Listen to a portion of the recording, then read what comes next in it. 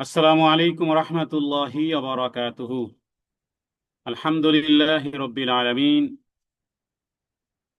শুরু হচ্ছে শব্দে শব্দে দর্শে কোরআনের আজ পর্ব 277। আল্লাহ তাআলার শুকর গুজার হচ্ছি, যিনি আমাদেরকে স্বল্প পরিসরে অল্প অল্প করে 277টি পর্ব আলোচনা করার এবং শ্রবণ করার এবং যেগুলো রেকর্ড করে বিভিন্ন গ্রুপ সমূহে দেয়ার তৌফিক যে আল্লাহ তাআলা দিয়েছেন, যিনি আজকের আমাদেরকে উপস্থিত করেছেন এই মজলিসে, সে আল্লাহ তাআলার দরবারে শুকর গুজার হচ্ছি। অন্তরে অন্তরে স্থল থেকে পড়ছি আলহামদুলিল্লাহ। দুরূদ ও সালাম বর্ষিত হোক প্রাণের চেয়েও প্রিয় নবী মুহাম্মদুর রাসূলুল্লাহ সাল্লাল্লাহু আলাইহি ওয়াসাল্লামের উপরে।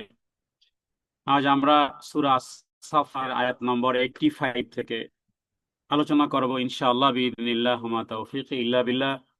যদিও সাপ্তাহিক এই দর্শটি তাওহীদের উপরে, কিন্তু আমরা কোরআনুল কারীমকে যদি তাওহীদের নজরিয়াতে দেখা যায় তাহলে দেখা যাবে যে প্রত্যেকটা আয়াতেই আছে তাওহীদ। তাওহীদের কিতাব হলো কোরআনুল কারীম, কোরআনুল মাজিদ। শুধু দৃষ্টিভঙ্গি পাল্টালি দেখা যাবে যে আসলে কোরআনুল কারীম হলো এমন এক গ্রন্থ, যে যেই দৃষ্টিভঙ্গি দিয়ে তাকাবে সে যেন সেই জিনিসের গাইডলাইন ওখান থেকেই পাবে। আমরা শুরু করব আজকের সূরা আস-সাফফাতের 85 নম্বর আয়াত ইনশাআল্লাহ বিইذনিল্লাহ মা তাওফীকি ইল্লা বিল্লাহ। আউযু বিল্লাহি মিনাশ শাইতানির রাজীম।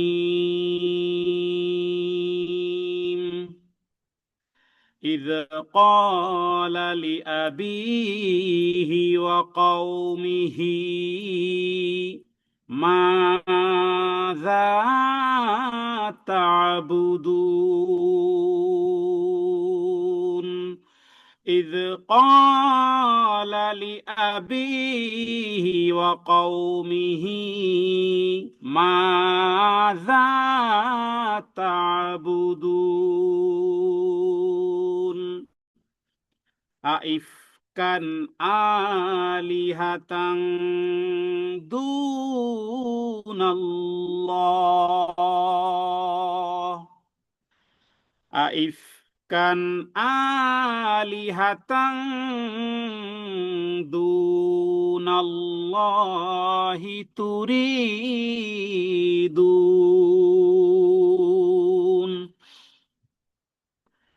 উপরে আয়াতগুলোতে বিভিন্ন বিষয়গুলো নিয়ে আলোচনা ছিল। সর্বশেষ ইব্রাহিম আলাইহিস সালাতু ওয়াস সালাম এবং তার বাবার সাথে কথোপকথন হচ্ছে। মনে রাখতে হবে তাওহীদের মাইল ফলক হিসেবে হযরত ইব্রাহিম আলাইহিস সালাতু ওয়াস সালামকে উপস্থাপন করা হয়েছে। কারণ তিনি যে সোসাইটিতে ছিলেন সেই সোসাইটি ছিল মুশরিক, যারা পূজা করত, এমনকি তার বাবাও সেই দলেই ছিল। ইব্রাহিম আলাইহিস সালাতু ওয়াস সালামের বাবা হওয়ার কারণে, সম্পর্ক হওয়ার কারণে কারো পদোন্নতি হয় না। রাসূলুল্লাহ সাল্লাল্লাহু আলাইহি ওয়াসাল্লাম হাদিসের মধ্যে বলেছেন যে কারো বংশ পরিচয় আগে নিয়ে যায় না, আমল যদি তাকে পিছনে ছেড়ে দেয়। তার মানে আমলের মাধ্যমে আল্লাহ তাআলার কাছে মর্তবা মর্যাদা বৃদ্ধি হয়, বংশের কারণে নয়। তাহলে ইব্রাহিম আলাইহিস সালাতু ওয়াস সালামের বাবা মূর্তি পূজা করত এবং এই অবস্থাতেই সে দুনিয়া ত্যাগ করেছে। তার জন্য ইব্রাহিম আলাইহিস সালাতু ওয়াস সালাম প্রাণান্তকর প্রচেষ্টা করেছেন বহু জায়গাতে। ইয়া আবাতি, হে আমার পিতা, হে আমার পিতা, এভাবে করে কোরআনুল কারীম আয়াত আছে। কিন্তু কিয়ামতের দিন আল্লাহ তাআলা হযরত ইব্রাহিম আলাইহিস সালাতু ওয়াস সালামের বাবাকে তার চোখের সামনেই জাহান্নামে নিক্ষেপ করবেন। তো এই আয়াতের মধ্যে আল্লাহ তাআলা সেই কথাই স্মরণ করিয়ে দিয়েছেন। কারণ শিরিক যদি করা হয়, সে যেই হোক না কেন, সে কোনো নবীর রিলেটেড হোক অথবা কোনো বিশেষ বিখ্যাত প্রখ্যাত যাই হোক না কেন, শিরককে আল্লাহ তাআলা নাকচ করেছেন। কারণ কলবে সালিম ব্যতীত, এর পূর্বের আয়াতটি ছিল যে ইল্লা মান আতাল্লাহ ইয জাআ রাব্বাহু বিকলবিন সালিম। ইব্রাহিম আলাইহিস সালাতু ওয়াস সালাম কলবে সালিম ওয়ালা, তার বাবা কলবে সালিমওয়ালা নয়, বিদায় ইব্রাহিম আলাইহিস সালাতু ওয়াস সালামের জন্য সম্মান আর মর্তবার মর্যাদা রয়েছে, কিন্তু তার বাবার জন্য নয়, কারণ বিকলবিন সালিম নিয়ে আসতে পারিনি। তাহলে বিশুদ্ধ চিত্তে রবের নিকটে বিশুদ্ধ চিত্তা, বিশুদ্ধ চিত্ত নিয়ে, কলবে সালিম নিয়ে আল্লাহ তালার সামনে উপস্থাপিত হলেই আল্লাহ তালা রেওয়ার্ড করবেন। তো তার বাবা ঈমান আনেনি বিধায় এই কথোপকথন হচ্ছে যুক্তির নিরিখে। তার পিতাকে, তার কওমকে বলতেছিলেন, ইদ ক্বালা লি আবিহি, যখন, ক্বালা মানে তিনি বললেন, কে বললেন? ইব্রাহিম আলাইহিস সালাতু ওয়াস সালাম, লি আবিহি তার পিতাকে, ইদ ক্বালা লি আবিহি ওয়া কওমিহি মাযা তা'বুদুন, তার পিতাকে বলতেছেন এবং তার কওমকেও বলতেছেন, মাযা তা'বুদুন, যে তোমরা কিসের ইবাদত করো। এখানে তিনি চিন্তার উদ্রেক ঘটিয়েছেন যে তোমরা যার ইবাদত করো, তাওহীদের দাওয়াত, প্রশ্নের মাধ্যমে তাওহীদের দাওয়াত, সরাসরি ভাঙচুর নয়, চিন্তার দরজা খুলে দেওয়া। চিন্তার দরজা তিনি খুলে দিয়েছেন যে তোমরা কিসের ইবাদত করো, তার মানে বিবেককে নাড়া দিয়েছেন, যুক্তিভিত্তিক দাওয়াত দিয়েছেন। হ্যাঁ, এটাকে রেটিউনাল দাওয়াত, যুক্তিভিত্তিক দাওয়াত দেওয়া। কারণ মিথ্যা উপাস্য মানে এমন এক কিছু যা নিজের অস্তিত্ব প্রমাণ করতে অক্ষম, তাহলে সেটা কি তোমরা ইলাহ মনে করতেছো? তাহলে এই আয়াতগুলোর মধ্যে মোটামুটি বলা যেতে পারে 85 নম্বর আয়াত, 86 নম্বর আয়াত, 87 নম্বর আয়াতগুলোতে আছে ইবাদতের তাওহীদ, এরপরে উদ্দেশ্যের তাওহীদ, জবাবদিহিতার তাওহীদ। আয়াতগুলোর বাচন ভঙ্গি, আয়াতগুলোর উপস্থাপনা, গভীর মনোযোগ সহকারে আয়াতের দিকে দৃষ্টিপাত করুন, অর্থের দিকে দৃষ্টিপাত করুন, আল্লাহ তাআলার কাছে দোয়া করুন যে হে আল্লাহ, কোরআনুল কারীমের গভীর তথ্য, মর্মার্থ উপলব্ধি করার তৌফিক তুমি দাও, হৃদয়ের বদ্ধ দরজাকে খুলে দাও। পরবর্তী আয়াতে ওই একই বিষয়, তার মানে ইবাদতে তাওহীদ। রাসূলুল্লাহ সাল্লাল্লাহু আলাইহি ওয়াসাল্লাম বলেছেন যে তাওহীদ নিয়ে যদি উপস্থাপিত না হওয়া যায়, ইন্নাল্লাহ হাররামা আলান নার মান ক্বালা লা ইলাহা ইল্লাল্লাহ ইয়াবতাগী বিযালিকা ওয়াজহাল্লাহ, আল্লাহ তাআলা জাহান্নামের আগুন হারাম করেছেন ওই ব্যক্তির জন্য যে বিশুদ্ধ চিত্তে বলতে পেরেছে লা ইলাহা ইল্লাল্লাহ। তাহলে লা ইলাহা ইল্লাল্লাহ এটার দাবি আছে, হক্কুল ইবাদি আলাল ইবাদ, বান্দার উপরে আল্লাহর হক হলো আইয়াবুদু ওয়ালা ইউশরিকু বিহি শাইআন। তাহলে ইবাদতে ইবাদতে যেমন তাওহীদ থাকবে, উদ্দেশ্যেরও তাওহীদ থাকবে, জবাবদিহিতারও তাওহীদ থাকবে, প্রত্যেকটা জায়গাতে কথোপকথনে, চিন্তা চেতনায়, ধ্যান ধারণায়। তাওহীদের একটা অর্থ হলো যে শুধুমাত্র অনলি ওয়ান, আল্লাহ সুবহানাহু ওয়া তাআলার জন্য করা। তাওহীদ মানে শুধু মূর্তি ভাঙ্গা নয়, ভুল বিশ্বাস ভাঙ্গাকেও তাওহীদ বলা হয়। বলবেন যে বর্তমান সময়ে তো মূর্তি কম, কিন্তু বর্তমান সময় যদি বলি যে শিরকে সমাজ ভরা, কিভাবে? এই যুগে মূর্তি কম, হয়তোবা হিন্দুদের কাছে ভারতবর্ষে হয়তোবা কিছু মূর্তি আছে, হ্যাঁ, মূর্তি কমও নয়, তারপর আমরা বলবো যে মূর্তির চেয়ে সবচেয়ে বড় বড় উপাস্য, যেগুলোকে উপাস্য হিসেবে আল্লাহ তাআলা কোরআনুল কারীমে উল্লেখ করেছেন, এর মধ্যে বড় একটা উপাস্যকে আল্লাহ তাআলা বলেছেন, যেটাকে হাওয়া বলা হয়, যেটাকে ইংরেজিতে আমরা বলতে পারি ইগো। হ্যাঁ, আর আইতা মানি তাখাদা ইলাহাহু হাওয়া, ও নবী আপনি কি দেখেছেন তাদেরকে যারা মাবুদ বানিয়ে নিয়েছে তাদের ইগোকে? ইগোর প্রবলেমে আমরা অনেক কিছু ছেড়ে দেই, অনেক কিছু জানার পরেও, ইন্টারনালি মনে করার পরেও বিরোধিতায় লিপ্ত থাকি, কারণ ইগোর সমস্যা। শুধু তাই নয়, বর্তমান সময় উপাস্য, টাকা একটা উপাস্য হয়ে গেছে, খ্যাতি এটা একটা উপাস্য। খ্যাতির জন্য নিজের, এগুলোই তো ছিল। আপনার কাছে কি মনে হয় যে এই আবু জেহেল, আবু লাহাব এরা কি পাগল নাকি? এত লড়াই করতে যাবে, নিজের রক্তের সাথে এভাবে করে লড়াই যুদ্ধ নামবে না? এর পিছনে যে বিষয়গুলো পাওয়া যায়, সিরাত গ্রন্থগুলোকে যদি নির্যাস করা যায়, তাহলে সেখানে দেখা যাবে যে আবু জেহেল নিজেও স্বীকার করেছে যে জানি, কারণ যে ব্যক্তি মিথ্যা কথা বলেনি ছোটকাল থেকে তাকে জানি, কিন্তু আমাদের যে যশ, আমাদের যে খ্যাতি, আমাদের যে দাপট, আমাদের যে দাদাগিরি ইত্যাদি তো শেষ হয়ে যাবে। তাহলে বর্তমান সময়ে এই যুগে মূর্তি কম হতে পারে, কিন্তু উপাস্য, টাকা, খ্যাতি, এই ইগো, স্ট্যাটাস, এগুলো এগুলো মূলত এগুলো মূলত আমাদেরকে তাওহীদ থেকে দূরে সরিয়ে দেয়।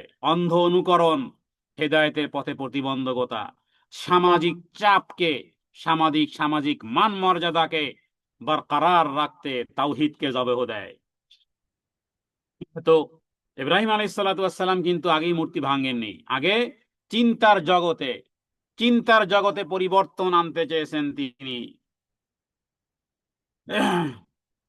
তো এটার কারণ, তার মানে আমরা একটা ডিজাইন দেখি, কিন্তু ডিজাইন মানে কি, ডিজাইনার আছে। তাহলে এইভাবে করে ইব্রাহিম আলাইহিস সালাতু ওয়াস সালাম এই আয়াতের মধ্যে তার মানে ক্রিটিক্যাল থিংকিং তাদের হৃদয়ে জাগ্রত করেছেন, যে রবকে ভুলে যায় সে নিজের ভবিষ্যৎ ভুলে যায়।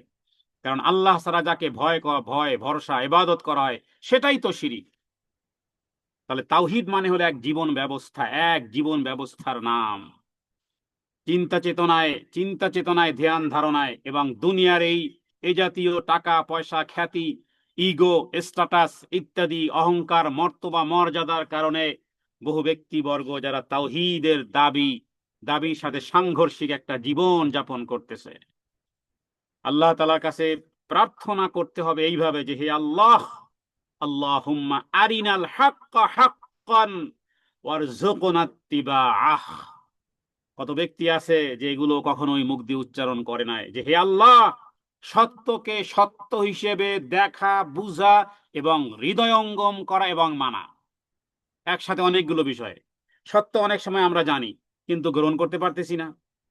তাহলে সত্যকে সত্য হিসেবে ফাইন্ড আউট করা, এটা একটা বিষয়, এবং সেটা দেখা এবং সেটা অনুসরণ করা, এর তৌফিক রবের কাছে চাওয়া। অন্তর থেকে শিরক এমন এক ধরনের অন্তরকে গ্রাস করে ফেলে। বিদা রাসূলুল্লাহ সাল্লাল্লাহু আলাইহি ওয়াসাল্লাম দোয়া করতেন, আল্লাহুম্মা তাহির কুলুবানা মিনাশ শিরকি, হে আল্লাহ, তাহির মানে কি, পবিত্র করে দেন, নিট অ্যান্ড ক্লিন করে দেন, কুলুবানা আমাদের হৃদয়কে, কি থেকে, মিনাশ শিরকি, মিনাশ শিরকি, শিরিক থেকে। সুতরাং মনে করতে হবে যে যেখানেই তুমি থাকবে সেখানেই অন্য কোনো কিছু যেন ইলাহ না হয়ে যায়।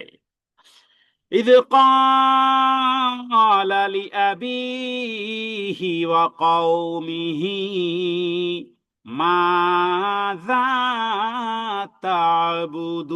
تعبدون ماذا تعبدون, কিসের ইবাদত করো, একটু বুঝে শুনে করো, একটু বুঝে শুনে করো, কার ইবাদত করতেছো, কি ইবাদত করতেছো। এখনো এই এই এই শতাব্দীতে এসেও আপনারা দেখবেন যে হিন্দুর দোকানগুলোতে কোনায় এই যে গণেশ, তারপরে হাতি, তারপরে এই রকমের কিছু ফুল ফুল দিয়ে তারপরে ওদের যে কিছু চিহ্ন আছে সেগুলো সাজিয়ে রাখে। আমি চিন্তা করে পাই না যে এই একটা মাটির একটা জিনিস বানানো, এর সামনে মাথা নত করা, এটাকেই রব বানানো। এমনকি হিন্দুদের গাড়িগুলো দেখবেন, গাড়ির মধ্যখানে ওদের ওই ওই গণেশ, ওগুলো আছে, হাতে ওই রকমের সুতা বাঁধা আছে, তার মানে ওই সুতাই ওদের রক্ষা কবচ, ওদের ইলা যেন সুতো। তাহলে যদি আরেকটু ঘুরিয়ে বলি, তাহলে মুসলমানরা কি করে, মুসলমানরা ঠিক গলায় তাবিজ আছে, হাতে তাবিজ আছে, পায়ে তাবিজ আছে, কোমরে তাবিজ আছে। বাচ্চা থেকে শুরু করে 80 বছরের বয়বৃদ্ধর শরীর তালাশ করলে অধিকাংশ ব্যক্তির। কেন? তাহলে ওদের মধ্যে আর এর মধ্যে পার্থক্যটা কি বলুন? তাদেরকে যেন জিজ্ঞেস করা হচ্ছে, মাযা তা'বুদুন, কিসের ইবাদত করেন। চিন্তা চেতনার মধ্যে তাদের সম্প্রদায়কে, যে তোমরা কিসের পূজা করতেছো, আল্লাহর পরিবর্তে কার ইবাদত করো। আইফকান আলিহাতান দুনাল্লাহি তুরিদুন।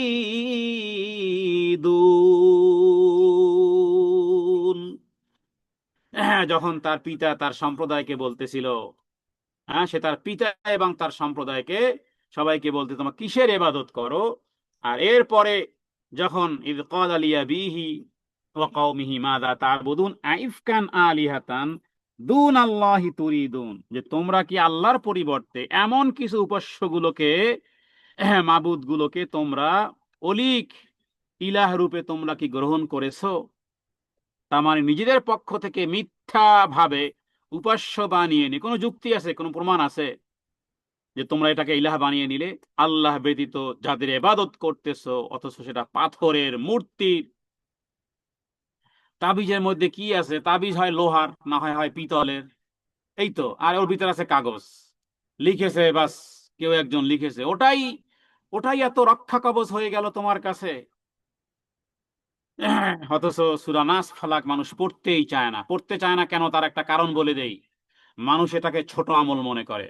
অধিকাংশ মানুষ নাস ফালাকের ফজিলত জানে, নাস ফালাকের ফজিলত অধিকাংশ মানুষ জানে, কিন্তু এটাকে কেন পালন করে না? এটাকে সে ছোট মনে করে। আর সূরা নাস ফালাকে তো সবাই জানে।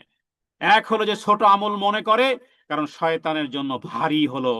সূরা নাস আর ফালাক পড়লে শয়তানের সমস্ত, কারণ শয়তানের শয়তানি বিদ্যা বলেন, জাদু মন্ত্রের তন্ত্র বলেন, অথবা যত কিছু পৃথিবীতে যত ব্ল্যাক ম্যাজিকের যা কিছু আছে, এগুলো মূলত আসলে 11 গিট্টুওয়ালাই হয়। এই জন্য 11 গিট্টুকে, 11টি পংক্তিকে 11টি মন্ত্রকে আল্লাহ তাআলা সূরা নাস আর ফালাকের 11টি আয়াত দিয়ে যেন ধ্বংস করে দিয়েছেন। শয়তান জানে যে সূরা নাস ফালাক পড়লে আর কোনো মন্ত্র তন্ত্র ব্ল্যাক ম্যাজিক আর কোনো কিছু চলবে না। বিধায় শয়তান মনে করে এত ছোট আমল দিয়ে কি হবে নাকি, বড় বড় ইর কাছে যাও। হ্যাঁ, তারা কোরআনিক আমল দিবে, তারা বড় কিছু দিবে, তাবিজ দিবে। তো দৃষ্টিভঙ্গি তাবিজের দিকে, দৃষ্টিভঙ্গি অন্য কিছুর দিকে, সূরা নাস ফালাকের দিকে মুসলিমদের দৃষ্টি নেই। অথচ এই সূরা নাজিল হয়েছে এই কাজের জন্য। তার মানে এটাকে ছোট মনে করা হয়েছে। আর শয়তান ছোট মনে করিয়েছে এই কারণে যে এটা থেকে বাঁচে তুমি যা কিছু তাই করো, অসুবিধা নেই, কারণ শয়তানের জন্য সহজ। কিন্তু নাস আর ফালাকের বল, এই দুর্গকে ভেঙে দেওয়া শয়তানের পক্ষে সম্ভবপর নয় ইলা ইয়াউমিল কিয়ামা। এই কারণে আমরা সূরা নাস ফালাকের আমল ছেড়েছি, অন্য কিছু করে শিরিক করতেছি।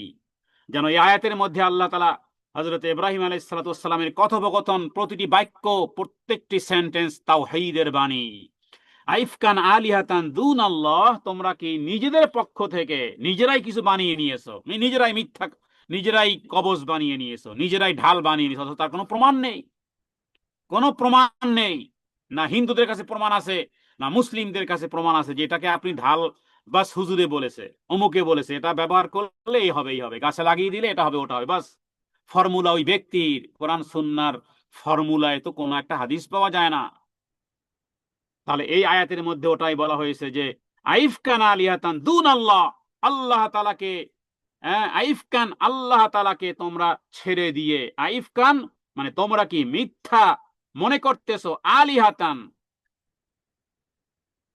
দুন আল্লাহ, আল্লাহ ছাড়া, আল্লাহর পরিবর্তে, আল্লাহ তাআলার পরিবর্তে তোমরা যেগুলোকে গ্রহণ করতেছো, অথচ মিথ্যা ভাবে উপাস্য বানিয়ে নিয়েছো। আল্লাহ তাআলার পরিবর্তে এই দেবতাদের ইবাদত করো। এরপরে দেখুন পরের আয়াতে আল্লাহ তাআলা কি বলতেছেন, আয়াত নাম্বার 87, ফামা যন্নুকুম বিরাব্বিল আলামিন। ফামা যন্নুকুম, যেন প্রশ্ন, যে ফামা যন্নুকুম বিরাব্বিল আলামিন, ফামা যন্নুকুম, তোমাদের অতঃপর তোমাদের ধারণাটা কি বলো তো, তোমাদের ওপিনিয়নটা কি, মুখ খুলে আসলে বলো তোমরা রব্বুল আলামিন সম্পর্কে তোমরা কি ধারণা রাখো। হিন্দুরা ধারণা রাখতো যে গ্রেটেস্ট রব হলো আল্লাহ তাআলা, বাকি আরো আরো 313 আছে, আরো 3500 আলিহা আছে। মুসলিমদের ধারণা হলো যে আল্লাহ তাআলা ক্ষমতা ওই গাজারে দিয়ে, খাজারে দিয়ে, এরপর অমুককে দিয়ে আল্লাহ তাআলা একটু ফ্রি হয়েছেন, নাউজুবিল্লাহ মিন যালিক। অথবা আল্লাহ তাআলার আলো কিছু ব্যক্তিবর্গ আছেন। তাহলে রব সম্পর্কে এই রকমের অসম্পূর্ণ ধারণা করাটা, এটাই তো শিরিক। চিন্তার জগতে নাড়া দেওয়ার জন্য এই আয়াতগুলোকে, তাদের তাদের যে আইডিয়া, তাদের আইডিয়া মূর্তি সম্পর্কে, ভুল পথ সম্পর্কে, তাদের প্রকৃতি সম্পর্কে, যে তোমরা কিসের ইবাদত করতেছো, এর ভিত্তি নিয়ে প্রশ্ন তোলে যে তোমরা কি আল্লাহ ছাড়া মিথ্যা উপাস্যদের চাও? এটা কি তোমাদের বিবেককে জাগ্রত করার কোনো যুক্তি বলো এটা? তার মানে ইব্রাহিম আলাইহিস সালাতু ওয়াস সালাম যেই কথা সেই কালে বলেছেন, এই একই প্রশ্ন এখন এই সময়কাল পর্যন্ত, কিয়ামতের আগ মুহূর্ত পর্যন্ত প্রত্যেকটা মুমিনের কাছে ওই প্রশ্ন, যে যার ইবাদত করতেছো, যেই হুজুরের কাছে তাবিজ নিচ্ছ, তুমি কি তাকেই মনে করো, তুমি কি তাকেই মনে করো যে সে তোমার, হ্যাঁ, যে সে তোমাকে পথ দেখাবে, অথচ কোনো দলিল আছে? তাহলে তোমরা যার পূজা করতেছো সে কি পূজা পাওয়ার অধিকার? তার মানে মূল প্রশ্ন ছিল যে তোমরা যেগুলোকে মাবুদ গড বানিয়েছো, এটা কি মন গড়া মিথ্যা কথা নয় কি? তাহলে সৃষ্টিকুলের রব সম্পর্কে তোমাদের ধারণা কি? ফামা যন্নুকুম বিরব্বিল আলামিন, তার মানে অত্যন্ত সূক্ষ্মভাবে তাদের ওপিনিয়ন ব্যক্ত করণার্থে তাদের কাছে তাদের ধারণা, তাদের আঘাতকারী হৃদয়ে, যে তোমরা যদি স্বীকার করো যে এই সৃষ্টির একজন রব আছে, এবং এই রকমের স্বীকারোক্তি মক্কার মুশরিকরা করত, আবু জেহেল, আবুল আহাব, উতবা, উতাইবা বলেন, এমনকি ফেরাউনও করত। ফেরাউনও আল্লাহকে মনে করত যে চন্দ্র সূর্য আল্লাহ উঠান, হ্যাঁ, এই আকাশ, এই বাতাস, চন্দ্র সূর্য গ্রহ নক্ষত্র, এই সমুদ্র, এই ফুল ফল, এগুলো তো আমি করি না, এগুলো আল্লাহই করেন, কিন্তু হুকুম চলবে আমার, হ্যাঁ, রাষ্ট্র আমার, আমার দেশ, আমার দেশ, আমার আমার আইন কানুন চলবে, আমার সংবিধান চলবে। এটা অত্যন্ত দুঃখজনক। তাহলে একই বিষয় সেই প্রশ্ন আর এখনের প্রশ্নের সাথে কোনো তিল পরিমাণ কোনো ব্যবধান নেই। 1000 বৎসর আগে ইব্রাহিম আলাইহিস সালাতু ওয়াস সালামের প্রশ্ন আর সময়কাল এখন একই প্রশ্ন, যেন চিন্তার জগতে, যে তোমরা কিসের ইবাদত করতেছো। ফামা যন্নুকুম বিরব্বিল আলামিন, সৃষ্টিকুলের রব সম্পর্কে তোমাদের ধারণা কি? তোমরা যদি স্বীকার করো যে এগুলোর সৃষ্টির একজন রব আছেন, একজন লর্ড আছেন, আল্লাহ আছেন, তাহলে তোমাদের এই মূর্তি পূজার দ্বারা সেই মহান রবের প্রতি তোমাদের ধারণা কেমন?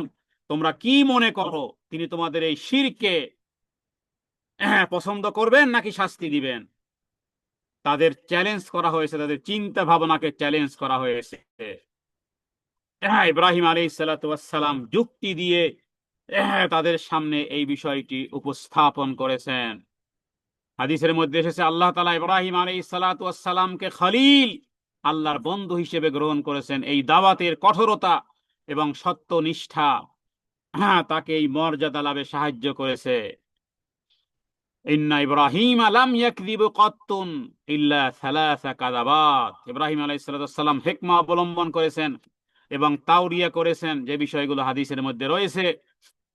হযরতে ইবনে আব্বাস রাদিয়াল্লাহু তাআলা আনহুকে, ইবনে আব্বাস রাদিয়াল্লাহু তাআলা আনহু থেকে বর্ণনা একটি হাদিস, যে রাসূলুল্লাহ সাল্লাল্লাহু আলাইহি ওয়াসাল্লাম যখন মুআজ রাদিয়াল্লাহু তাআলা আনহুকে ইয়েমেনে পাঠিয়েছিলেন, তখন তাকেও এইভাবে করে হেকমার সাথে বলেছিলেন, হে মুআজ, তুমি তো এমন এক কিছু লোকদের কাছে যাচ্ছ, পিপল অফ দ্য বুক, যাদের কাছে কিতাব আছে, কিতাব, আহলে কিতাব যাদেরকে বলা হয়, যাদের কাছে ধর্মগ্রন্থ আছে, এমন এক শিক্ষিত জাতির কাছে যাচ্ছ। সর্বপ্রথম তাদেরকে এই সাক্ষ্য দেওয়ার জন্য আহ্বান করবে যে আল্লাহ ব্যতীত আর কোনো ইলাহ নেই, এবং মুহাম্মদ সাল্লাল্লাহু আলাইহি ওয়াসাল্লাম আল্লাহ তাআলার প্রেরিত রাসূল। ফাদউহুম ইলা শাহাদাতিন আল্লা ইলাহা ইল্লাল্লাহ ওয়া আন্না মুহাম্মাদুর রাসূলুল্লাহ। তাহলে ইব্রাহিম আলাইহিস সালামের দাওয়াত, মূসা আলাইহিস সালামের দাওয়াত, ঈসা আলাইহিস সালামের দাওয়াত, মুহাম্মদ সাল্লাল্লাহু আলাইহি ওয়াসাল্লামের দাওয়াত এক এবং অভিন্ন, এক এবং অভিন্ন। তাহলে একেবারে সফটলি তাদের সামনে প্রশ্ন এবং যুক্তির মাধ্যমে এক পাওয়ারফুল চ্যালেঞ্জ দেওয়া হয়েছে। এবং ইব্রাহিম আলাইহিস সালাতু ওয়াস সালাম, এই আয়াতের মধ্যে আরো কিছু বিষয় আছে। যখন ঈদ ক্বালা, আয়াত শুরু হয়েছে যেখান থেকে, ঈদ ক্বালা লিয়াবিহি, তার মানে দাওয়াত দিতে হবে পরিবার থেকে শুরু করেছেন, বাবাকে আগে আগে বাবাকে দাওয়াত দেওয়া শুরু করেছেন, এরপরে কওমিহি। এই আয়াতের প্রত্যেকটা শব্দ নিয়ে গবেষণা করা যায়। আগে শুরু করেছেন বাবাকে, দেন তারপরে কওমকে। এই জন্য আমরাও আমাদের পরিবারের মধ্যে দাওয়াত দেব। আগে শুনলে শুনলো, না শুনলে না শুনলো, তাতে কিছু যায় আসে না। ইব্রাহিম আলাইহিস সালাম দাওয়াত দিয়েছেন, শোনে নাই বাবা, উল্টারও ধমক দিয়েছেন। নূহ আলাইহিস সালাম তার স্ত্রীকে দাওয়াত দিয়েছেন, শোনে নাই বেটি। শুআয়ব আলাইহিস সালাতু ওয়াস সালাম তার স্ত্রীকে দাওয়াত দিয়েছেন, শোনে নাই, ধ্বংস হয়ে গেছে। তাতে কি হয়েছে ইব্রাহিম আলাইহিস সালামের আর হযরতে নূহ আলাইহিস সালাতু ওয়াস সালাম, শুআয়ব আলাইহিস সালামের? কারণ কিয়ামতের দিন এরাই আপনার বিরুদ্ধে পরে মামলা দায়ের করবে। জন্য বলার দায়িত্ব আপনার। স্বামী বলবে স্ত্রীকে, স্ত্রী বলবে স্বামীকে, বাবা বলবে ছেলেকে, মা বলবে ছেলেকে, হ্যাঁ, বাবা মা উভয় মেয়েকে বলবে, কারণ তা না হলে এরা পরিবারের পরিবারের দায়িত্ব, পরিবারের নিকটতম আত্মীয়ের কাছে সত্যের দাওয়াত পৌঁছে দিতে হবে। মুহাম্মদ সাল্লাল্লাহু আলাইহি সাল্লামের উপর ওয়ানজির আশিরাতাকাল আকরাবিন ছিল একেবারে স্টেপ বাই স্টেপ। ওয়ানজির আশিরাতাকাল, মুহাম্মদ সাল্লাল্লাহু আলাইহি সাল্লামের কাছে যখন এই আয়াত নাজিল হলো, দৌড়ে গেলেন, রাত গভীর ছিল, দৌড়ে গেলেন ফাতেমার কাছে, আলীর কাছে, তোমরা খুব কাছের, তোমাদেরকে সতর্ক করার জন্য আয়াত আয়াত নাজিল হয়েছে। এরপরে রব্বুল আলামিন সম্পর্কে ধারণা কি?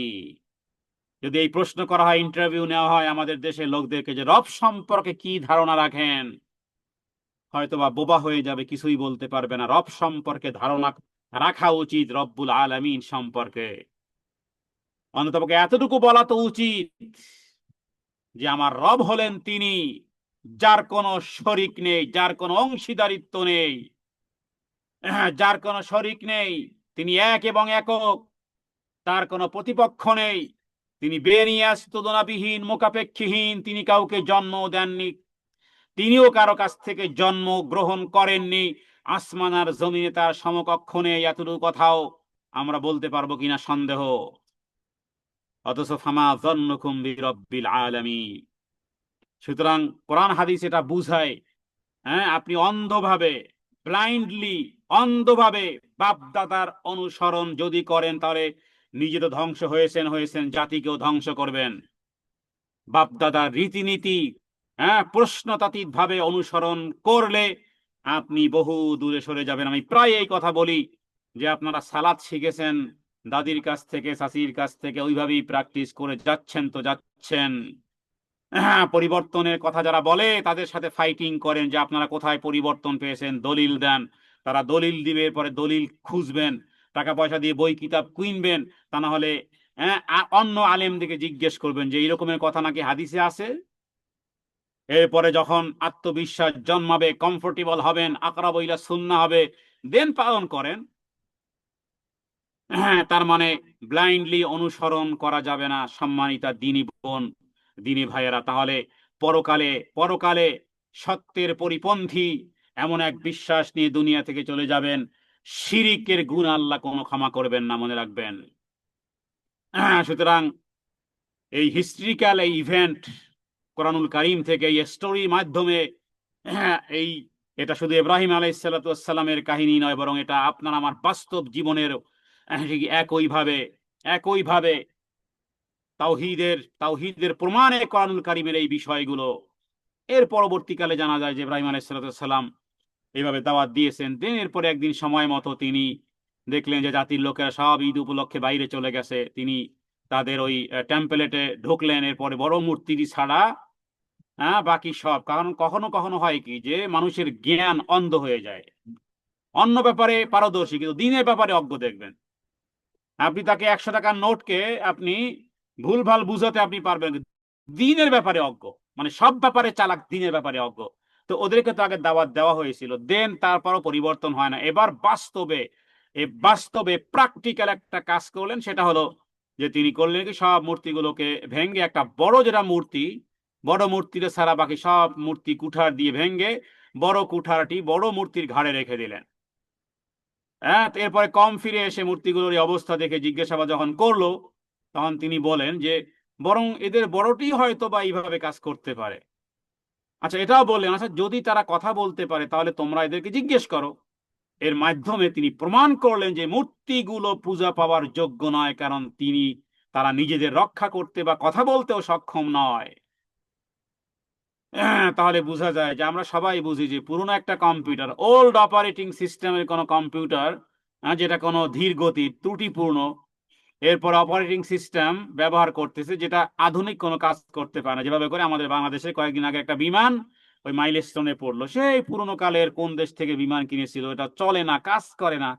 তো ওটা যদি এইরকমের চালাতে দেয় পাইলটকে, তাহলে তো ওটা তো ওই রকমের স্কুল কলেজের উপরই ভেঙে পড়বে। আর তাই হয়েছে, অনেক পুরনো বিমান ওটা ছিল, যা কাজ করতেছে না, অপারেটিং সিস্টেম কাজ করতেছে না। তো এখন ওইগুলো যদি হয়, তাহলে দেখেন কতগুলো বাচ্চার প্রাণ চলে গেল।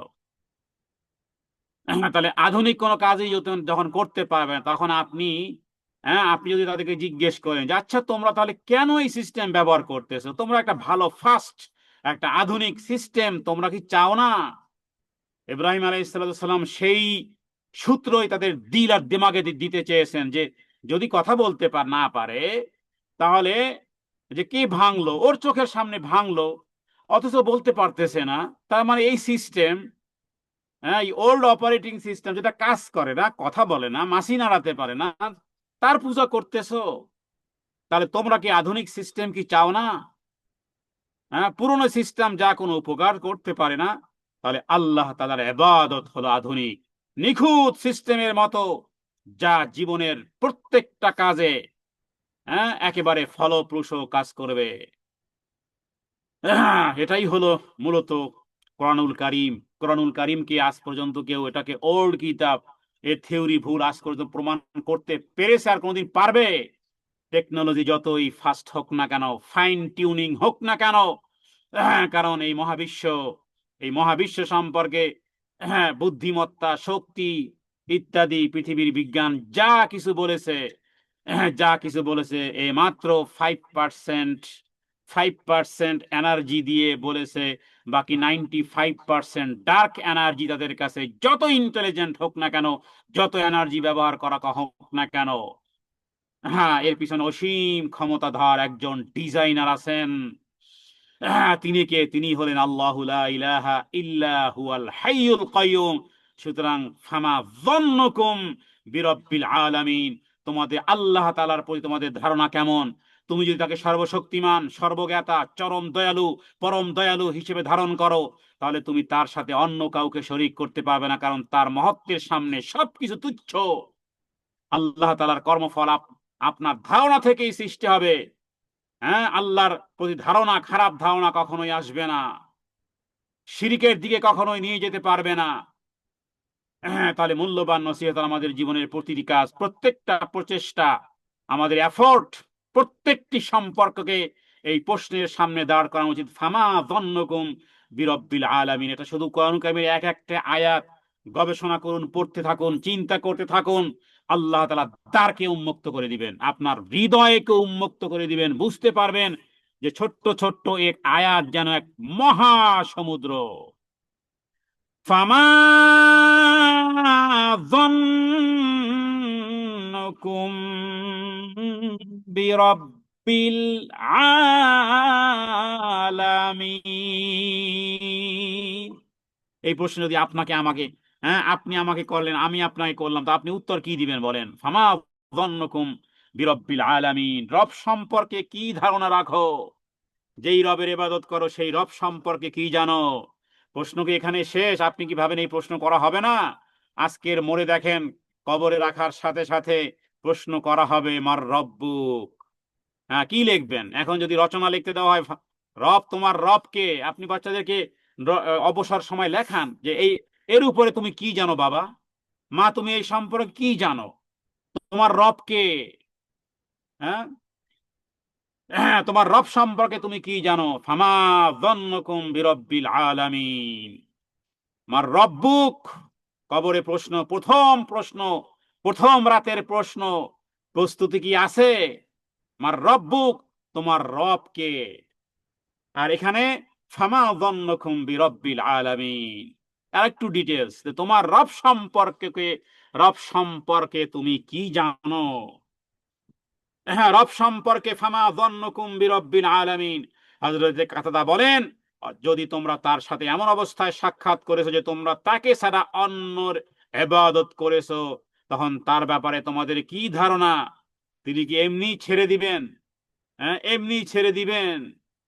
জগৎ সমূহের প্রভু সম্পর্কে, রব্বুল আলামিন সম্পর্কে একত্ববাদে বিশ্বাসী, আল্লাহকে সত্য বলে বিশ্বাস করা, কিয়ামত একদিন সংঘটিত হবে, হ্যাঁ, মৃত্যুকে পুনরায় জীবিত করবেন।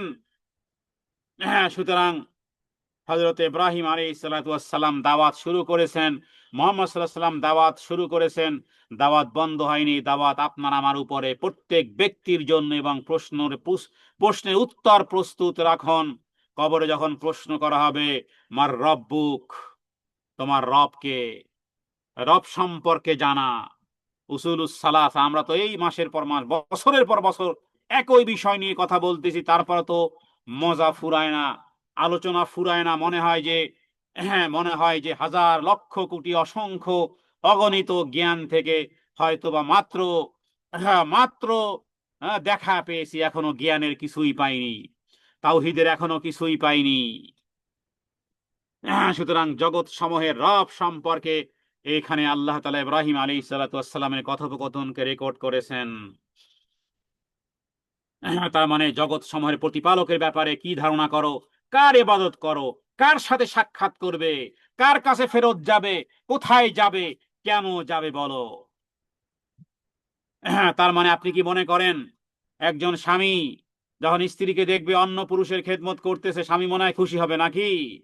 আচ্ছা, প্রশ্নটা উল্টা করে বলি, কোন স্বামী নিজের স্বামীকে দেখতেছে অন্য পরনারীর সাথে আনন্দ উৎসব করতেছে, হাসাহাসি, আনন্দ ঘন কিছু দেখতেছে, কোন নারী মনে হয় খুশি হবে নাকি?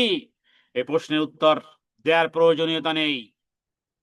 তাহলে কেন আপনি আপনি তো আপনি তো আপনার স্বামীকে বানাননি, বা স্বামীকে বলবো আপনি তো আপনার স্ত্রীকে বানাননি, শুধু একটা চুক্তি হয়েছিল, চুক্তির কারণে এত রাগ, এত দিমাগ। তাহলে চুক্তি কি হয়নি? আলাস্তু বিরাব্বিকুম, আমি কি তোমাদের প্রভু নয়? সবাই বলেছিলাম কলু বালা, হ্যাঁ আপনি আমাদের প্রভু। তাহলে সেই রবের, সেই রুহের জগতে আলমে আরওয়াহে সেখানে চুক্তিপত্র কমপ্লিট হয়েছে। এরপরে আল্লাহ তাআলা কত অনুগ্রহ করেছেন, ইমানদার মায়েদের দুধ পান করার মাধ্যমে ইমানের বুনিয়াদ, ইমানের বুনিয়াদ দিয়েছেন। প্রত্যেক সন্তান ইসলামের ফিতরাতের উপরে জন্মগ্রহণ করে, সেই ফিতরাত তো আমরা পেয়েছি। কিন্তু দুঃখের বিষয় হলো এরপরের ধাপ কি করা হয়, হাদিসের মধ্যে বলা হয়েছে কুল্লু মাউলুদিন ইউলাদু আলাল ফিতরা। কিন্তু এরপরে পিতামাতাই তাদেরকে বিভ্রান্ত বানায়, পিতামাতাই তাদেরকে জুসিস বানায়, পিতামাতাই তাদেরকে মুশরিক বানায়, পিতামাতা ইহুদি বানায়। সুতরাং এখান থেকে সতর্কতাও আছে যে আপনার সন্তানকে আপনি আসলে কি বানাচ্ছেন। আপনি মুসলিম, প্র্যাকটিসকারী মুসলিম, কিন্তু তার শিক্ষা দীক্ষা, তার স্কুল, তার কলেজ, তার বন্ধু, তার বান্ধবী, তার সোশ্যাল মিডিয়ার অ্যাক্টিভিটি, তার অনলাইন, তার অফলাইন, তার জুতো, তার কাপড়, তার জামা, তার প্যান্ট, তার চুলের স্টাইল, তার কথা বলার স্টাইল, তার দিক নির্দেশনা, তার কোন স্টাইলে কোন দিকে যাচ্ছে, ভুরু যদি না কুঁচকায় তাহলে মনে রাখবেন, ভুরু যদি আপনার না কুঁচকায়, আপনি যদি তাদের নিয়ে ডিপ্রেশন না করেন, দোয়া না করেন, তাদেরকে যদি ওই বিষয়ে যদি আপনি কোনো ব্যবস্থা না নেন, তাহলে আপনি যেন তাদেরকে বিধর্মী বানিয়েছেন। এটা মাঝখান থেকে আমি বলে রাখলাম, কারণ এটা আলোচনার বিষয় নয়। তাহলে ইব্রাহিম আলাইহিস সালাতু ওয়াস সালামের আয়াতের মাধ্যমে দিল আর দিমাগের জটলা যেন খুলে যায় যে কার ইবাদত করতেছি, আমার সন্তানরা কার ইবাদত করতেছে। ইবাদত মানে কি?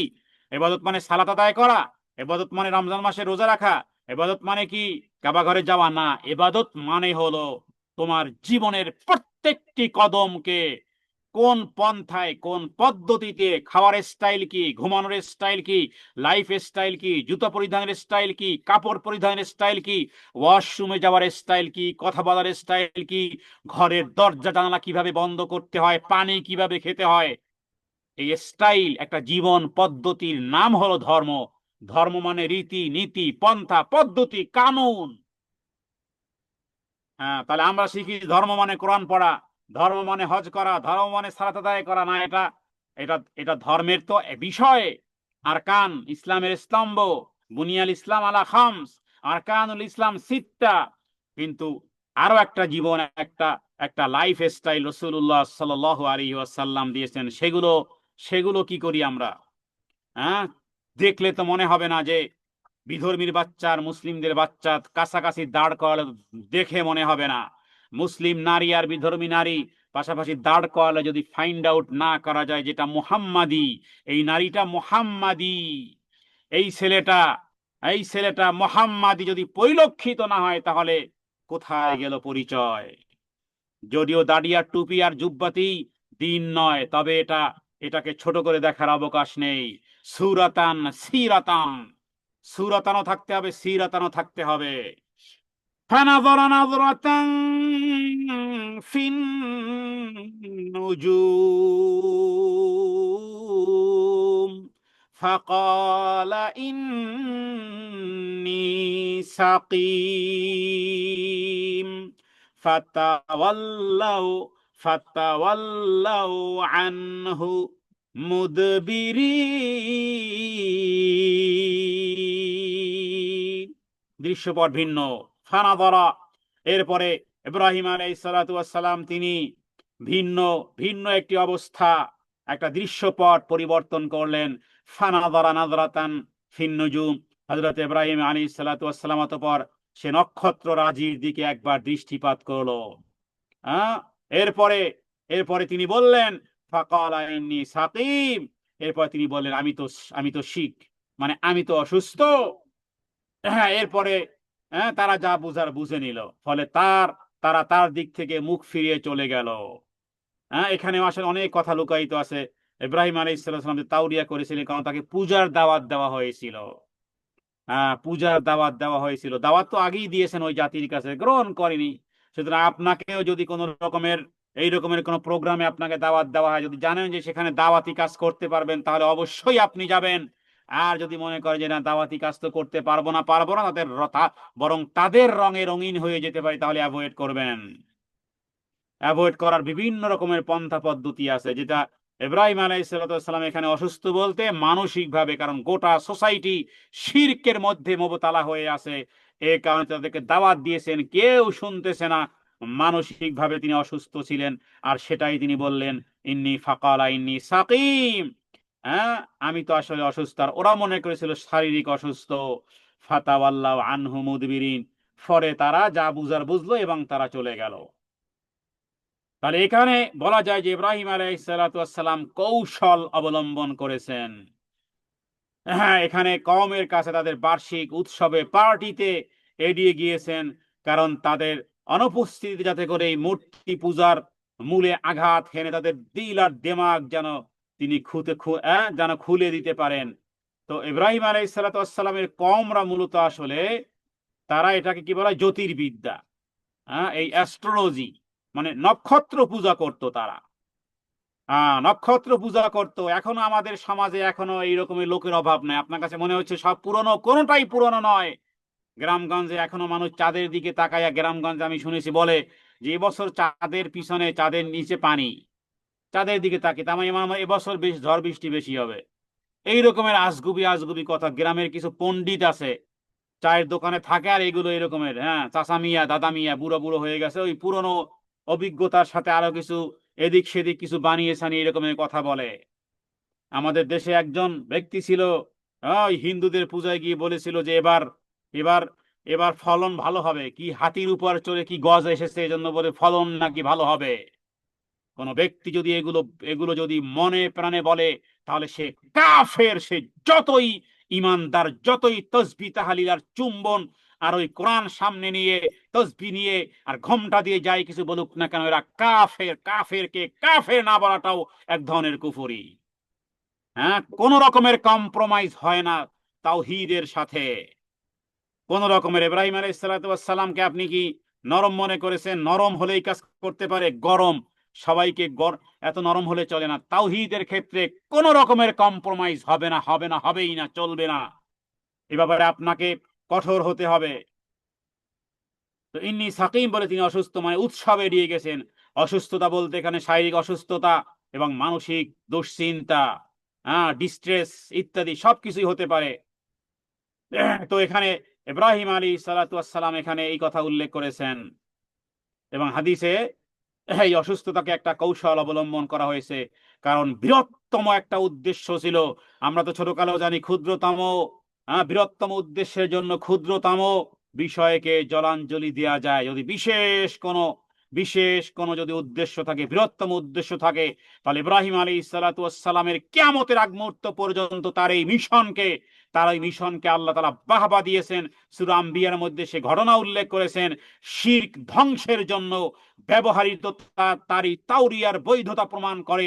সত্য প্রতিষ্ঠার জন্য একান্ত প্রয়োজন যদি হয়, তাহলে এই জাতীয় কাজ করতে পারে কৌশলগত এই প্রজ্ঞা, সত্য প্রতিষ্ঠার জন্য বুদ্ধিমত্তার সাহায্যে। এটাকেই তো ইন্টেলিজেন্ট। বর্তমানে এআই কে আমরা আর্টিফিশিয়াল ইন্টেলিজেন্স ব্যবহার করে আমরা নিজেদেরকে নগদ ভাবি। এই নগদ বহু আগে থেকেই ছিল।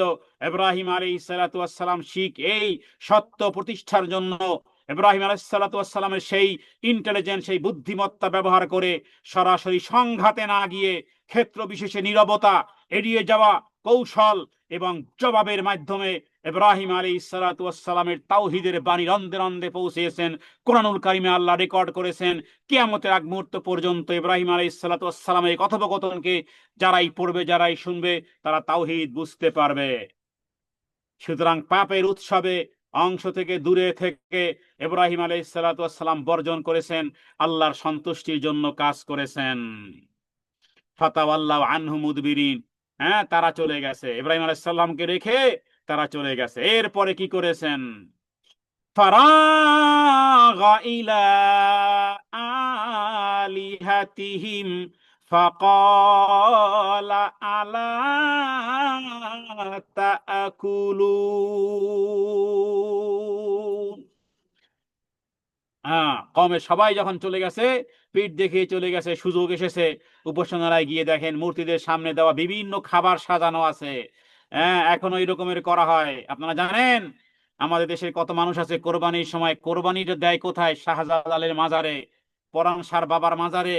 ওনার বাড়িতে জায়গার অভাব নেই, ওনার বাড়ি ছোট নয়, ওনার বাড়ি আছে, বাড়ির পাশে মাঠও আছে, রোড আছে, ঘাট আছে, তারপরও বরকত লাভের জন্য ওই শাহজালালের পরাণের ওই আলিশার অমুকের জায়গাতে, ওই ঢাকাতে আছে বিভিন্ন জায়গাতে, ওখানে ওখানে তারা কোরবানি দেয়, ওখানে কোরবানি দেয়। এই কাজ হিন্দুদের কাজ, আজকে স্পষ্ট করে বলে দিলাম। এই কাজ হলো, কারণ কি? কারণ হলো আপনি ওখানে বরকতময় মনে করেছেন বিধায় আপনি ওখানে দিয়েছেন। হ্যাঁ, ওই ওই জায়গাতে দিয়েছেন। ঢাকাতে এরকমের বেশ কয়েকটা জায়গা আছে, আমার নাম মনে আসতেছে না। ওখানে মানুষ ওখানে, হ্যাঁ, ওখানে কোরবানি দেয়। এরপরে ওনারা ওখান থেকে গোস্ত নিয়ে আসতে পারবেন, অথবা ওখান থেকে ওদের ভক্ত আশেকান যারা আছে ওরা গোস্ত খাবে, তা না হলে ওখানে খাবে। মনে করতেছেন কত চমৎকার ভাবে সম্পাদন করলাম, আপনি তো শিরিকের কাজ করেছেন। 1,00,000 টাকা দিয়ে গরু কিনে ওখানে জবাই করেছেন, তার মানে 1,00,000 টাকা দিয়ে শিরিক আঞ্জাম দিয়েছেন আপনি। নাউযুবিল্লাহি মিন যালিক। দ্বীনের জ্ঞান না থাকলে এভাবেই শিরিক কামাবেন, টাকা কামাবেন আর শিরিক কামাবেন। এবার আসি মূল বিষয়ে হাদিসের দীর্ঘ আলোচনা আছে তাওহীদ বিষয়ে আমাদের। তাহলে এখানে তারা কি করতো? ওই কাজগুলো হিন্দুরা করতো। হিন্দুরাও মূর্তির সামনে খাবার রাখতো, বরকতময় মনে করতো, দেন এরপরে নিয়ে আসতো। ঠিক অনুরূপ ভাবে মুসলিমরাও বাবার কবরে অথবা বাবা সাহের সামনে খাবার দাবার রাখে, এরপরে বাবা একটু খান, বাবা আপনি খান, বাবা একটু খায়, এরপরে ভক্ত মুরিদানরা ভাগ ভাগ করে খায়, বরকত লেগে গেছে। এবার বরকত মনে করে, তাবাররুক মনে করা হয়। তা না হলে এত বড় ড্যাগে সিন্নি রান্না করে আর খায়, আর মুসলমান বলে এত ভালো লাগে, ওখানের সিন্নি নাকি মজা লাগে। ওখানের সিন্নি না খেয়ে ওই দিন তুমি শুকনো রুটি চাবাও, তোমার ইমান বাঁচবে। ওখানের গোশতওয়ালা থাল ভরা প্লেট ভরা খেতে যেও না, ইমান হারাবে। তাহলে এ কাজ সেই কালে, হ্যাঁ, সেখানে রাখা হয়েছে। ফারাগা ইলা আলিহাতিম ফাকালা আলা তাকুলুন। চুপে চুপে, হ্যাঁ, ইব্রাহিম আলাইহিস সালাম ওই সমস্ত মূর্তি পূজার মধ্যে, ওই মূর্তিদের মধ্যে দেবতাদের কাছে গেলেন এবং দেখলেন যে খাবারগুলো রাখা আছে। এরপরে তিনি বললেন, এই খাও না কেন? আলা তাকুলুন, খাও না কেন? ইব্রাহিম আলাইহিস সালামের কথা আল্লাহ তাআলা কোট করেছেন, এই খাচ্ছ না কেন? উপহাস করে মূর্তিগুলোকে জিজ্ঞেস করতেছিলেন, খাচ্ছ না কেন? কোনো উত্তর নেই। খাও না কেন, কথা বলো না কেন? কথাও বলো না, মাথাও নাড়ো না। কুঠার দিয়ে একেবারে সব মূর্তিগুলোকে ভেঙ্গে চুরমার করেছেন। এই কাজ মুহাম্মদ সাল্লাল্লাহু আলাইহি সাল্লামও করেছেন। কাবা ঘর যখন দখল হয়েছে, হযরতে বেলাল রাদিয়াল্লাহু তাআলা আনহু ছিল, হাতে একটা লাঠি ছিল। রাসূলুল্লাহ সাল্লাল্লাহু আলাইহি সাল্লাম তিনি একটা আয়াত তেলাওয়াত করতেছিলেন। আয়াতটি লেখা আছে 15 নম্বর পারার সূরা বনী ইসরাইলে। আয়াতটি হলো জাল হক ওয়া যাহাকাল বাতিল ইন্নাল বাতিলা কানা যাহুকা। সত্য সমাগত, মিথ্যা উপস্থিত, আর মিথ্যার পরাজয় অবশ্যম্ভাবী। নবীজি এই আয়াত পড়তেছিলেন আর এই লাঠি দিয়ে মূর্তিগুলোকে আঘাত করতেছে, ভেঙ্গে চুরমার হয়ে গিয়েছিল। হ্যাঁ, সুতরাং এই কাজ মুহাম্মদ সাল্লাল্লাহু আলাইহি সাল্লাম করেছেন। কৌশলী পদক্ষেপ পরবর্তী মূর্তি ভাঙ্গার ঘটনা প্রমাণ করে। একাকী এলন হলেও একজন নবী, প্রফেট, তার একজন নবী, এবং তিনি এভাবে করে দাওয়াত দিয়েছেন। অসুস্থতার অজুহাতে ভুল পার্টি এড়িয়ে যাওয়া এবং তিনি কোন রকমের ইশারা অনুষ্ঠানে অংশ না নিয়ে ইত্যাদি তিনি এই কাজ করেছেন। বর্তমান সময়ে সুশীলদের কাছে এই ঘটনা তাদের সামনে দিলে এদের দেখবেন যে মুখ আউড়াবে না। এদের এদের এদের কথা বলতেই থাকবে। ইব্রাহিম আলাইহিস সালাম কি ত্যাগ দিয়ে দিবে? নাউজুবিল্লাহি মিন যালিক। সুতরাং পাশে লোকে কিছু বলে, এদের কথার দিকে যদি আপনি ভ্রুক্ষেপ করে চলেন, এদেরকে দিয়ে যদি আপনি দাম দিয়ে চলেন, তাহলে ঈমান হারাবেন। আল্লাহ রাসূলের কথা সবার অগ্রগামী রেখে কে কি বলল না বলল দেখার বিষয় নয়। সাহাবায়ে কেরাম এই মাইন্ডের ছিলেন, আপনারাও এই মাইন্ডের হবেন আশা করি।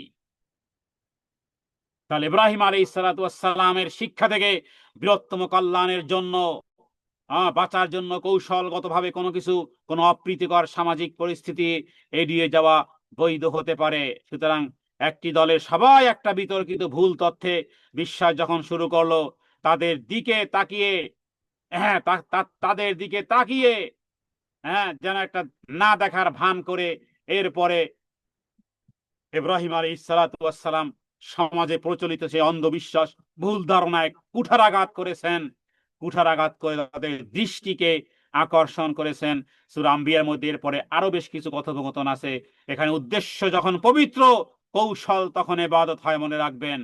ইব্রাহিম আলাইহিস সালাতু ওয়াস সালামের অসুস্থতার ভান, নক্ষত্রের দিকে তাকানো বাহ্যিকভাবে সহজ সরল মনে হলেও এর পিছনে উদ্দেশ্য ছিল আল্লাহর একাত্মবাদ প্রতিষ্ঠা করা। এই আয়াত প্রমাণ করে দাওয়াতের ক্ষেত্রে সমস্ত প্রচেষ্টা, এমনকি কৌশলী অভিনয়, অ্যাক্টিংও যদি আল্লাহর সন্তুষ্টির জন্য হয়, তাহলে সেটা হয় ন্যাকামল। সুতরাং কখনো কখনো দূরে সরে যাওয়াই কাছে আসার পথ হয়। এরপরে ইব্রাহিম আলাইহিস সালাম এরপরে যখন বললেন আলা তখন এই খাও না কেন, সঙ্গোপনে, তাবাররুক অর্জনের নিমিত্তে মিষ্টান্ন সেখানে পড়েছিল, তাদেরকে খাওয়ার জন্য দিলেন। এরপরে কথা স্পষ্ট, তাদের না খাওয়ার দরকার ছিল, আর না মূর্তিরা খাবে, বরং তা উত্তর দেওয়ার ক্ষমতাও ছিল না। উত্তর কিভাবে তারা দিবে? কারণ আল্লাহর পরিবর্তে তাদেরকে বানানো দেবতার দিকে ধাবিত হয়ে তাদেরকে উদ্দেশ্য করেই বিদ্রুপের ছলে এটা বলেছেন, আলা তাকুলু, এই খাও না কেন, মা লাকুম লা তানতিকুন, কি হলো কথা বলতেছে না কেন? এই কথাগুলো কি? এই কথাগুলো হলো কিয়ামতের আগ মুহূর্ত পর্যন্ত প্রত্যেক ব্যক্তির জন্য তাওহীদের শিক্ষা। কবর পূজারীরা কবরের ব্যক্তিকে ডাকতেছে, ও বাবারে, তো ডাক দেয় না কেন? ডাক শোনো না কেন? বাবা ডাক দেয় না কেন? বাবা তো বিপদে আছে। এই জন্য বলবো, যে সমস্ত জায়গাতে মাজার আছে, এরা এত কপাল পোড়া, এত কপাল পোড়া এরা। স্বাভাবিকভাবে কবরস্থানে গেলে আমরা কবরস্থ ব্যক্তিদের জন্য মাপ চাই, ক্ষমা চাই, যে আল্লাহ তাকে ক্ষমা করেন। কিন্তু ওদেরকে কপাল পোড়া বললাম এই কারণে, যে মানুষ মনে করে এরা তো জান্নাতে চলে গিয়েছে অলরেডি, অতএব ওদের জন্য এই কথা ভক্তবৃন্দরা বলে না যে আল্লাহ যিনি শুয়ে আছেন তার জীবনের গুনাহ মাফ করেন, কারণ থটে তো ভিন্ন জিনিস আছে। এই কারণে আমি বললাম যে এরা কপাল পোড়া। কপাল পোড়া বলার উদ্দেশ্য এটা, কারণ যেই কোনো মৃত্যু ব্যক্তি কবরের পাশে গেলে আপনি মনে করবেন যে আল্লাহ তার জীবনে ভুল ভ্রান্তি হতে পারে, আপনি মাফ করে দেন। এতটুকু কথা বলা তার তার জন্য পরকালের উপকার বয়ে নিয়ে আসে সহিহ মুসলিমের হাদিস অনুযায়ী। কিন্তু মাজারগুলোতে যারা শুয়ে আছে, এদেরকে মানুষ মনে করে যে এরা তো জান্নাতে চলে গেছে। লাল সালু দেওয়া আছে, চতুর্দিক থেকে সোনালী কালারের বর্ডার দেয়া আছে, লক্ষ লক্ষ কোটি টাকা খরচা করা আছে। মনে করে যে এরা তো আল্লাহর ওলি, না হলে কি এত বড় পার্টি হয়, এত লোক সমাগম হয়? তার মানে ওদেরকে জান্নাতি সার্টিফিকেট দিয়েছে। ওদেরকে ভুল ভ্রান্তি ওয়ালা গুনাহগার মনে করে না বিধায় ওদের জন্য কেউ ক্ষমা চায় না। এই জন্য বললাম যে এরা কত বড় পোড়া কপাল। মা লাকুম লা তানতিকুন, কথা বলতেছে না কেন? তোমাদের কি হলো, কথা বলতেছো না কেন? আবার কেউ তোমাদেরকে প্রশ্ন করলে উত্তরও দিচ্ছ না কেন? এমন কারো কি আল্লাহর পরিবর্তে ইবাদত করা যায়? এরপরেই হলো আঘাত। ফারাগা আলাইহিম যরবাম বিল ইয়ামিন। ফারাগা আলাইহিম যরবাম বিল ইয়ামিন। এরপরে ইব্রাহিম আলাইহিস সালাতু ওয়াস সালাম তাদের উপরে সজোরে আঘাত করলেন। এর অর্থ হলো, তাদের দিকে যরবাম বিল ইয়ামিন, উদ্দেশ্য হলো সজোরে আঘাত করে ভেঙ্গে ফেলা। তাদের দিকে অগ্রসর হয় সেগুলোকে ভাঙ্গার জন্য, তিনি ডান হাত দিয়ে সেগুলোকে ভেঙ্গে ফেললেন। তাহলে ইব্রাহিম আলাইহিস সালাতু ওয়াস সালাম, গোটা কোরআনুল কারীমে কত শত দোয়া। মক্কা মদিনাতে যাবেন আর ইব্রাহিম আলাইহিস সালাতু ওয়াস সালামের দোয়া কোরআনুল কারীমে ভুরি ভুরি আছে। কত দোয়া তার আছে। ইব্রাহিম আলাইহিস সালাম নিজেও দোয়া করতেন, রব্বি নাজ্জিনি ওয়া আহলি মিম্মা ইয়ামালুন, রব্বি হাবলি হুকমান ওয়া আলহিকনি বিস সালিহিন। কারণ ইব্রাহিম আলাইহিস সালাতু ওয়াস সালাম তাওহীদ, একত্ববাদ, তাওহীদে উলুহিয়াত, ইব্রাহিম আলাইহিস সালাতু ওয়াস সালাম একেবারে হাতে নাতে হাতে নাতে তাদেরকে বুঝিয়ে দিয়েছেন। এরপরে ইব্রাহিম আলাইহিস সালাতু ওয়াস সালাম কি করলেন? এরপরে এরপরে ফারাগা আলাইহিম দরবাম বিল ইয়ামিন, গোপনে গেলেন তাদের কাছে। তিনি যখন বললেন, খাচ্ছ না কেন, কি হলো, কথা বলতেছ না কেন, এরপরে প্রবল পরাক্রমে তাদেরকে ডান হাত দিয়ে তিনি আঘাত করলেন। তা মানে ভেঙ্গে টুকরো টুকরো হয়ে গেল। ডান হাত দিয়ে আঘাত করার অর্থ হলো যে শক্তি এবং পরাক্রমের সাথে আঘাত করা। আরবিতে ডান হাতকে শক্তিশালী হাত বোঝানো হয়। এটা আরবি ডান হাতের একটা শক্তি, এটা একটা সম্মান, এটা একটা প্রতিজ্ঞার প্রতীক। এটি প্রমাণ করে ইব্রাহিম আলাইহিস সালাতু ওয়াস সালাম দৃঢ় সংকল্প নিয়ে এই কাজটি করেছিলেন। এগুলো সব বুঝায় ডান হাত। বিল ইয়ামিন দ্বারা অনেক কিছুই বোঝানো হয়। আমরা আলহামদুলিল্লাহ আসহাবুল ইয়ামিন, আসহাবুল ইয়ামিন যারা তারা জান্নাতি, আসহাবুল শিমাল যারা তারা জাহান্নামী। সূরা ওয়াকিয়ার মধ্যে আল্লাহ তাআলা ইয়ামিন এবং শিমালের কথা উল্লেখ করেছেন। আসহাবুল ইয়ামিন তারা ডান হাতে আমলনামা পাবে। এই আয়াত থেকে দোয়া আছে, প্রত্যেকটা আয়াতে দোয়া আছে। রবের কাছে দোয়া করেন, আল্লাহুম্মা জাআলনা, আল্লাহুম্মা জাআলনা হুম, আল্লাহুম্মা জাআলনা মিন আলে ইব্রাহিম। হে আল্লাহ, আপনি আমাদেরকে তাদের মধ্য থেকে বানান। ইব্রাহিম আলাইহিস সালাতু ওয়াস সালাম, তার সেই চরিত্র, ইব্রাহিম আলাইহিস সালাতু ওয়াস সালামের জাদ্দে জাদ মুহাম্মদ সাল্লাল্লাহু আলাইহি সাল্লাম পর্যন্ত পৌঁছেছে এবং মুহাম্মদ সাল্লাল্লাহু আলাইহি ওয়াসাল্লাম এই কাজগুলোই করেছেন। মূর্তি পূজা, রাসূলুল্লাহ সাল্লাল্লাহু আলাইহি ওয়াসাল্লাম মূর্তি পূজা ধ্বংসের গুরুত্ব সম্পর্কে বলেছে যে মূর্তি পূজা ধ্বংস ছিল ইব্রাহিম আলাইহিস সালামের অন্যতম একটা বড় কাজ। মক্কা বিজয়ের সময় নবীজি ওই কাজগুলো করেছেন। আব্দুল্লাহ ইবনে মাসউদ রাদিয়াল্লাহু তাআলা আনহু থেকে হাদিস বর্ণনা আছে, নবী সাল্লাল্লাহু আলাইহি ওয়াসাল্লাম যখন মক্কায় মক্কা যখন বিজয় হয়, কাবার চতুর্দিকে মূর্তি ছিল 360, 360টি মূর্তি ছিল। হাতের লাঠি দিয়ে সেগুলো আঘাত করেছেন আর বলেছেন, ওই ওই কথা, জাল হক ওয়া যাহাকাল বাতিল ইন্নাল বাতিলা কানা যাহুকা।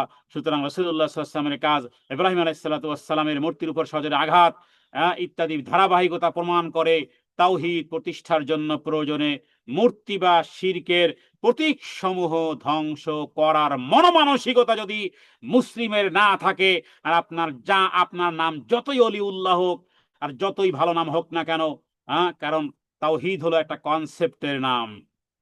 হ্যাঁ, তাওহীদ হলো একটা কনসেপ্টের নাম এবং কনসেপ্টের কারণেই জান্নাত জাহান্নাম, আমলের কারণে জান্নাত জাহান্নাম নয়। কনসেপ্টের কারণে কনসেপ্ট ঠিক করুন।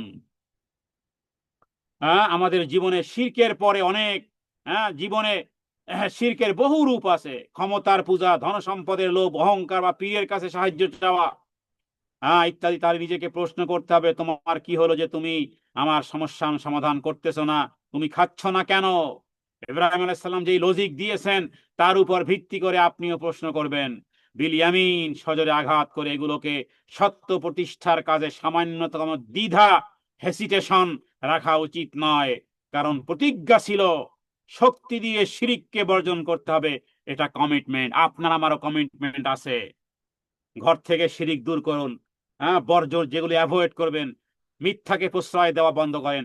অন্ধবিশ্বাস, অন্ধবিশ্বাস থেকে, এই জাতীয় বিহেভিয়ার থেকে, মানুষকে অন্ধবিশ্বাস করা, ধর্মের ব্যাপারে, টাকা পয়সার ব্যাপারে আপনারা অন্ধবিশ্বাস করেন, কারণ লস খেলে আপনি খাবেন, হয়তোবা দুনিয়াতে সম্পদ হারাবেন, কিছুই হবে না। ধর্মের ব্যাপারে মানুষকে অন্ধবিশ্বাস করলে আবাদুল আবাদ জান্নাত হারাবেন। লস তাহলে কোনটা বেশি?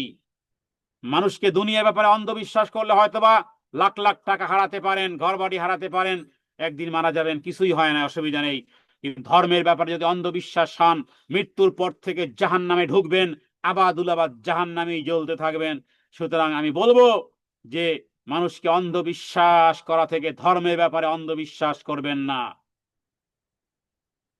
ইব্রাহিম আলাইহিস সালাতু ওয়াস সালাম পুরনো সফটওয়্যারকে ধ্বংস করে দিয়েছেন।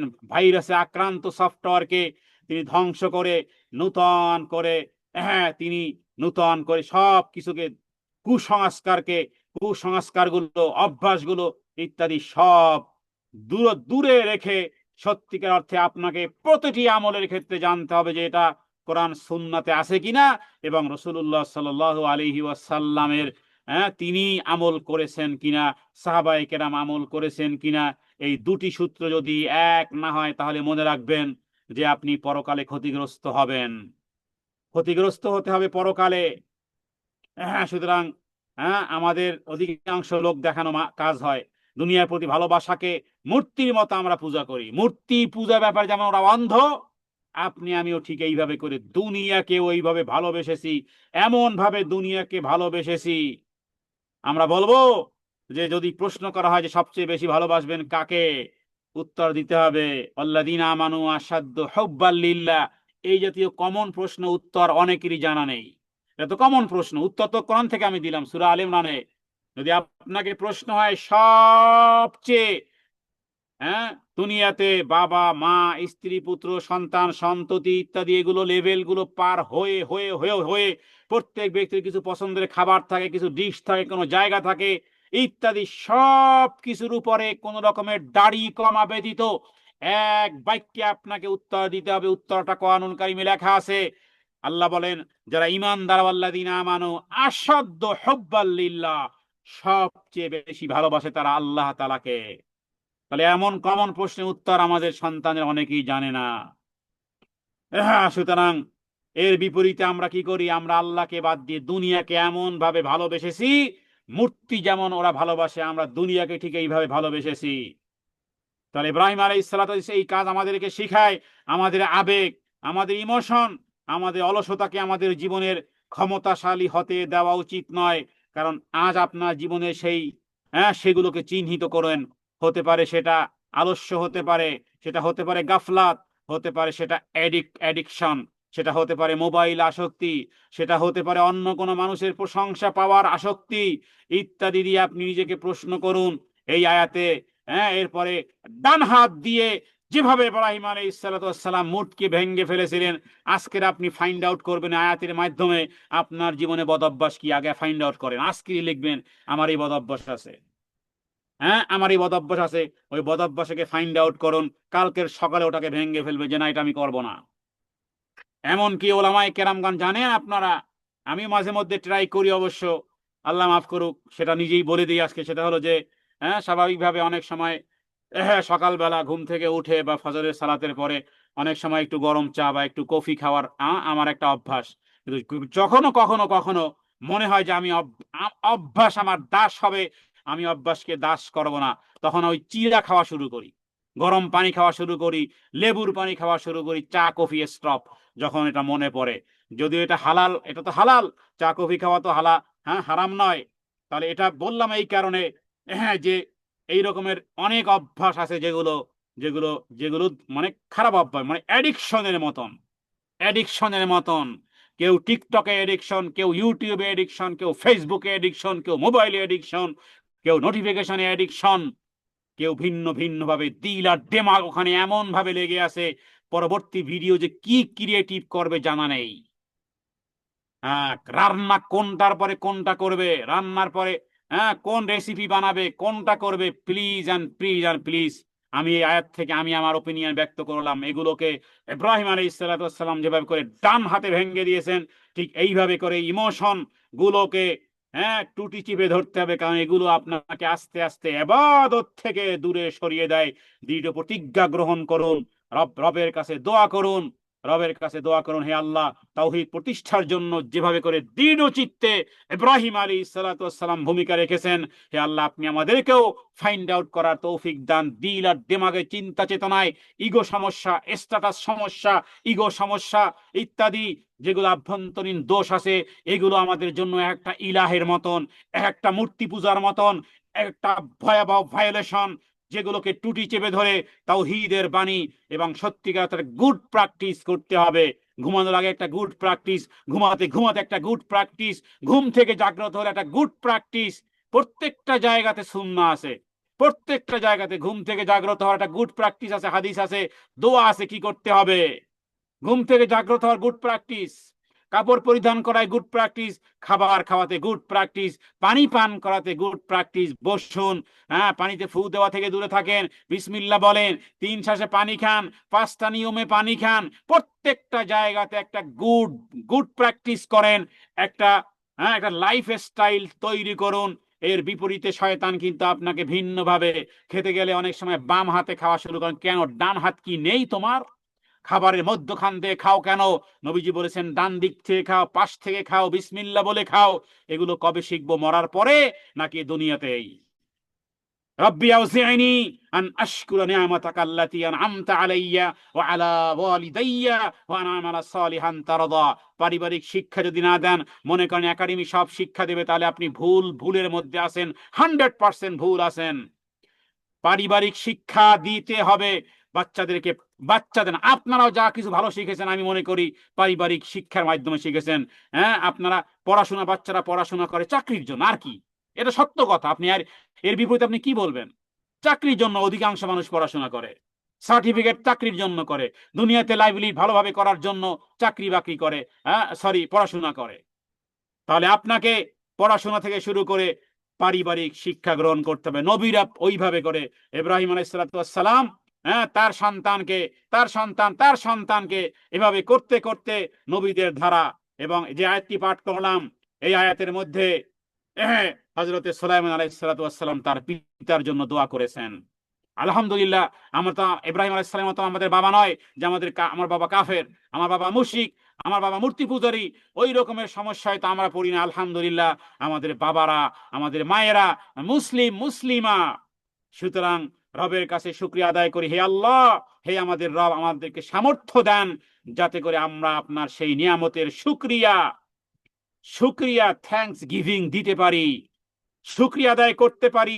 আনআমতা আলাইয়া, আমাদের উপরে, ওয়া আলা ওয়ালিদাইয়া, এবং আমাদের পিতামাতাকেও যা দান করেছেন, এবং আমাদেরকে ওয়ান আমালা সালিহান তারদা, এবং এমন আমল করার তৌফিক দান করেন যা আপনি পছন্দ করেন। হে আল্লাহ, আপনি আমাদেরকে যা কিছু শ্রবণ করলাম, যা কিছু বললাম, হে আল্লাহ, ভুল ভ্রান্তি হলে নিজের পক্ষ থেকে, শয়তানের পক্ষ থেকে, হে আল্লাহ, সেগুলো মানুষের হৃদয় থেকে মুছে দিবেন। যা কিছু ভালো আপনার তৌফিকে হয়েছে, হে আল্লাহ, ইখলাসের সাথে সত্যিকার অর্থে আপনি আমাদেরকে তাওহীদ বুঝার, হৃদয়ঙ্গম করা, তাওহীদ নিয়ে আপনার কাছে দণ্ডায়মান হওয়ার তৌফিক দান করেন।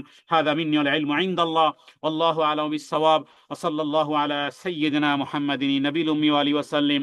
সুবহানাকাল্লাহুম্মা বিহামদিকা আশহাদু আল্লা ইলাহা ইল্লা আনতা আস্তাগফিরুকা ওয়া আতুবু ইলাইক। আসসালামু আলাইকুম ওয়া রাহমাতুল্লাহি ওয়া বারাকাতুহু।